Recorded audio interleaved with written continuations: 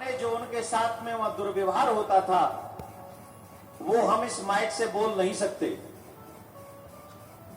और हम इस बात से बहुत प्रसन्न है कि बालाजी महाराज अपनी कृपा हमारे भैया पर, अनुज पर इतनी की हुई है कि आप लोगों के कष्टों का निवारण करते हैं और बंद कमरे में नहीं करते हैं, कथा पंडाल में करते हैं, कैमरों के सामने करते हैं। इसमें कुछ छिपाने योग्य नहीं है। जो लोग कहते हैं कि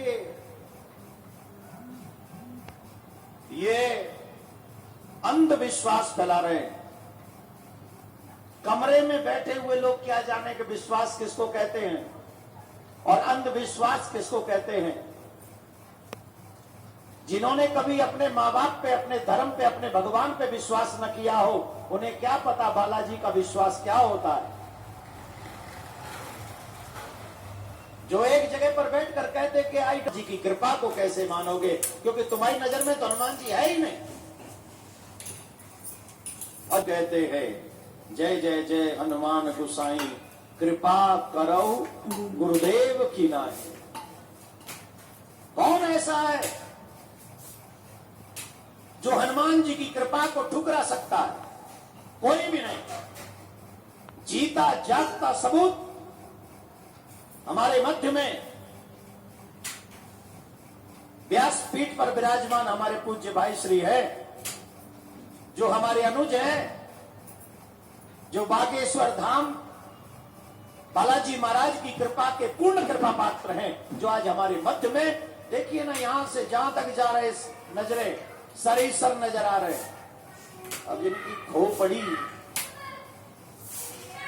किसी के होता है सर और किसी की होती है खो पड़ी।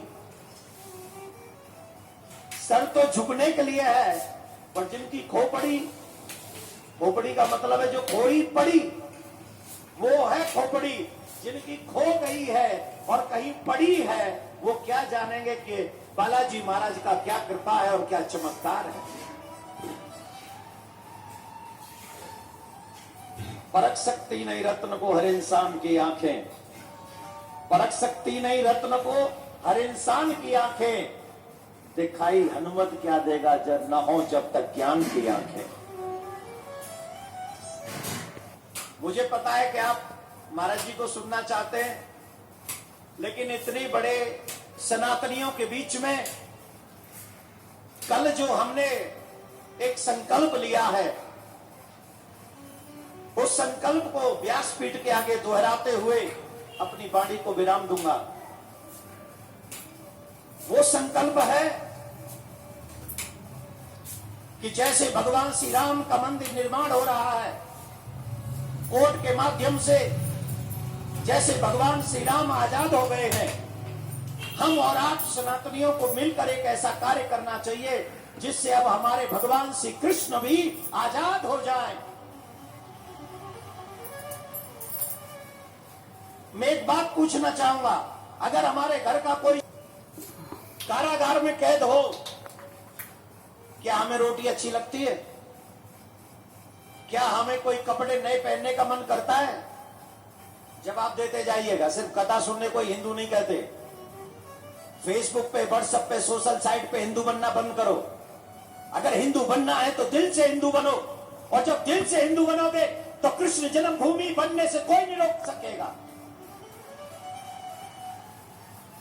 हमारी प्रॉब्लम ही है, टीवी पे हम हिंदू बनेंगे, फेसबुक पे हम हिंदू बनेंगे, सोशल साइट्स पे हम हिंदू बनेंगे, और घर में सुबह 12 बजे तक बिस्तर नहीं छोड़ेंगे, माथे पे तिलक नहीं लगाएंगे, गले में कंठी नहीं पहनेंगे, अपने माता पिता के पैर नहीं छुएंगे। इसलिए दिखावे के लिए नहीं, सच्चाई के लिए हिंदू बनना पड़ेगा, सनातनी बनना पड़ेगा, और अपनी आवाज जैसे और लोग उठाते संविधान के अनुसार, वैसे हमें भी अपनी आवाज उठानी पड़ेगी। जितने भी लोग यहां बैठे, एक बात समझ लीजिए, बिना रोए तो मां भी दूध नहीं पिलाती। याद रखना, अगर तुम मांगोगे नहीं तो तुम्हें कृष्ण नहीं मिलेंगे, कृष्ण भूमि नहीं मिलेगी, काशी नहीं मिलेगी। अगर मांगोगे तो जैसे राम मिल गए हैं वैसे कृष्ण भी मिल जाएंगे, इसमें कोई दो राय नहीं। इन 26 साल के कथाक्रम में भगवान ने मुझे बहुत दिया है। भारतवर्ष ने, भारत के बाहर सनातनियों ने मुझे बहुत दिया है।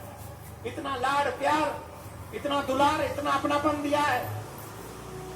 मुझे लगता है कि मेरे बाद अगर इतना किसी को मिला है तो मेरे भाई को मिला है। और मैं चाहता हूं कि भगवान जितना मुझे मिला है, आप लोगों का प्यार, स्नेह, उसके हजारों गुना मेरे भाई को और मिलता चला जाए। लेकिन आज मैं आपसे एक बात करने आया हूं। कल हमने ये संकल्प लिया है, एक राष्ट्रव्यापी आंदोलन करेंगे और एक ऐसा आंदोलन करेंगे कि 100 करोड़ हिंदुओं को यह पता चले कि हमारे कृष्ण अभी बंदी गृह में है। आप जानते हैं, जहां पे गर्भगृह है, जहां भगवान का जन्म हुआ है, वहां कोई व्यक्ति दर्शन करने नहीं जा सकता। आपको मालूम है ये बात? उसके ऊपर गुम्मद बना हुआ है, वहां कोई दर्शन करने नहीं जा सकता। वहां मिलिट्री के हजारों लोग उस जगह की रक्षा करते, सुरक्षा करते। अगर आज मैं कह दूं ना यहां से कि कल मैं गर्भगृह के दर्शन करने जाऊंगा और वहां पूजा करूंगा, मैं दिल्ली एयरपोर्ट से निकलूंगा नहीं, उससे पहले चारों तरफ मेरे पुलिस होगी। तो बताओ, जब मेरे भगवान की हालत हो तो तुम नए कपड़े कैसे पहन सकते हो? तुम भोजन कैसे चैन से कर सकते हो? जब मेरा भगवान अरेस्टिंग हो, मेरा कृष्ण सैनिकों के देख रेख में हो और हम लोग आराम से बैठकर रोटी खाएं। मैं तो कहता हूं, खाओ, ताकत बढ़ाओ और आंदोलन में इतने शामिल हो जाओ कि हमारी बात को भारत सरकार भी सुने, हमारी बात को सुप्रीम कोर्ट भी सुने और हमारी बात को वो लोग भी सुने जो हमारी जगह पर अपना अधिकार जमाते हैं।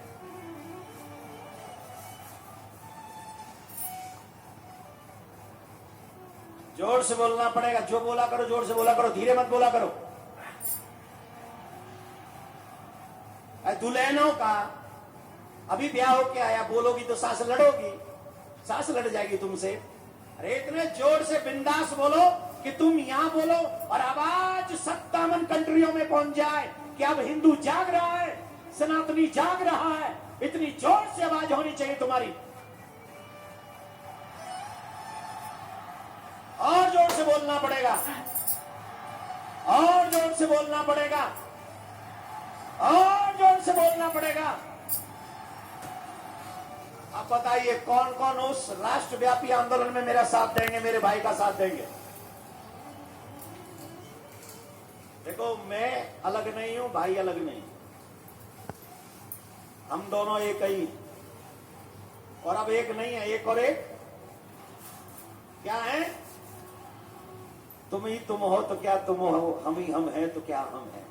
आनंद आएगा जब हम और तुम मिलेंगे और 11 हो जाएंगे और हम भाई मिलकर 11 हो गए हैं। और सच माने मैं आपको विश्वास दिलाता हूं, मैं तब तक चैन की नींद नहीं सोऊंगा जब तक अपने कन्हैया को उस कारागार से, एक कारागार वो थी जहां कंस ने बनाई थी, आज कारागार वो है जो कुछ दुष्ट प्रवृत्ति के लोगों ने आक्रमण करके मथुरा के ऊपर हमारे कृष्ण के मंदिर को तोड़कर हमारी सनातन धर्म की छवि को तोड़ने का काम किया था। जब तक उन्हें मुंह तोड़ जवाब नहीं दे देंगे, सच मानिए मैं चैन से नहीं बैठूंगा, चाहे उसके लिए कोई कीमत चुकानी पड़े।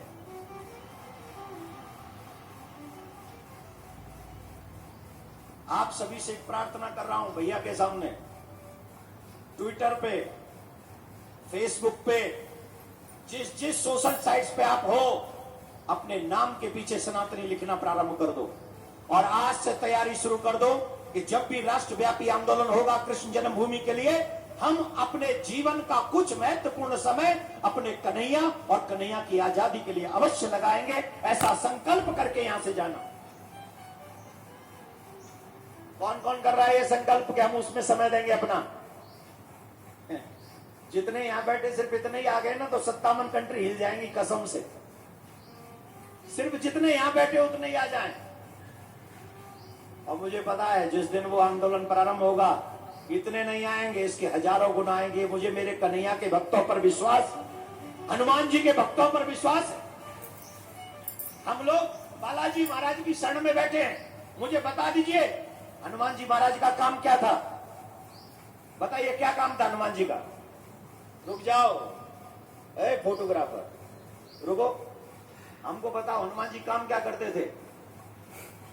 जब जब भगवान पर संकट आया तब तक संकट मोचन बनकर श्री हनुमान जी महाराज राम जी के जीवन में आए। लक्ष्मण जी को शक्ति लगी, संजीवनी कौन लाए? जोर से बोलो। सीता जी का हरण हुआ, पता करके कौन लाए? रावण अहंकारी हुआ तो लंका किसने जलाई? सुसैन वैद्य को लेकर कौन आया? जोर से बोलो। रावण को एक ही मुक्के में महाराज जी सुनाते वो कथा, क्या डिग्री का महाराज जी, वो क्या डिग्री का था वो? हाँ वो वाला 160 डिग्री। अभी सुना दिया कि सुनाएंगे एक दिन? अभी नहीं सुनाया महाराज जी, सुनाना वो एक दिन में सुनूंगा, मैं भी सुनूंगा, बता देना मैसेज करके कितने बजे वो कौन सी इतनी डिग्री का पता नहीं, 160 डिग्री बताते महाराज जी। ब्रह्मा जी को आके बताना पड़ा कि थोड़ा डिग्री कम करो। मैं अभी नहीं बोलूंगा, वो तो महाराज जी बताएंगे। इनका बताने का वो जब बुंदेलखंडी में बोलते हैं ना, वो डिग्री घटाते हैं। वो डिग्री घटाने का style I like it, I love it. Degree घटा दुनिया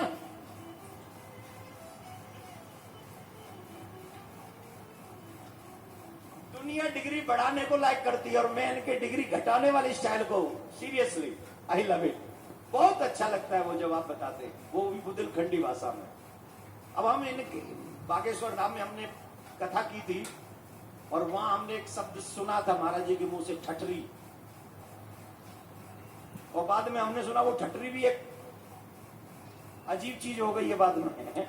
तो हनुमान जी महाराज जिन्हें ब्रह्मा जी ने आके कहा कि अपनी डिग्री कम करो, रावण में एक मुक्का मारा तो रावण को ब्रह्मांड दिख गया था। जब राम जी को भरत जी को संदेश देना था तो संदेश लेके सबसे पहले कौन गए? जोर से बोलो।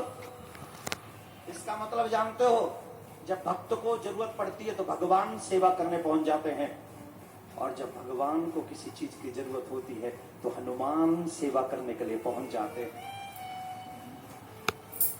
तो मेरा कहने का अभिप्राय यह है कि कृष्ण जी के कार्य को करने के लिए हम सबको हनुमान जी का कृपा पात्र बनना पड़ेगा।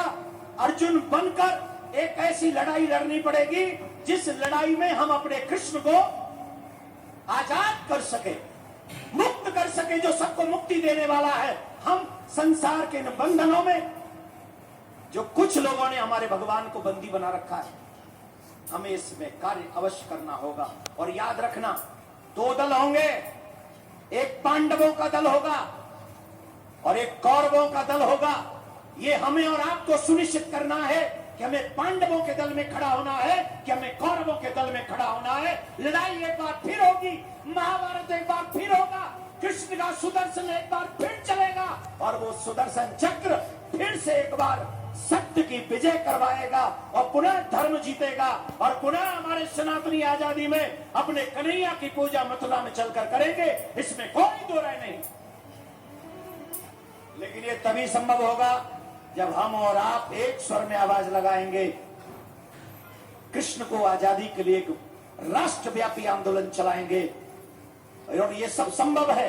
आपसे एक बात कहकर अपनी वाणी को विश्राम दूंगा, न पद चाहता हूं न प्रतिष्ठान चाहता हूं, न पद चाहता हूं न प्रतिष्ठान चाहता हूं। जो सुरक्षित हो आने वाली पीढ़ी, मैं ऐसा हिंदुस्तान चाहता हूं, मैं ऐसा हिंदुस्तान चाहता हूं। व्यासपीठ को बार बार नमन। अधिक समय लिया उसके लिए व्यासपीठ से भी क्षमा और आप सब जनता जनार्दन से भी मैं क्षमा चाहता हूं। एक बार प्यार से बोलना पड़ेगा मेरे प्यारे।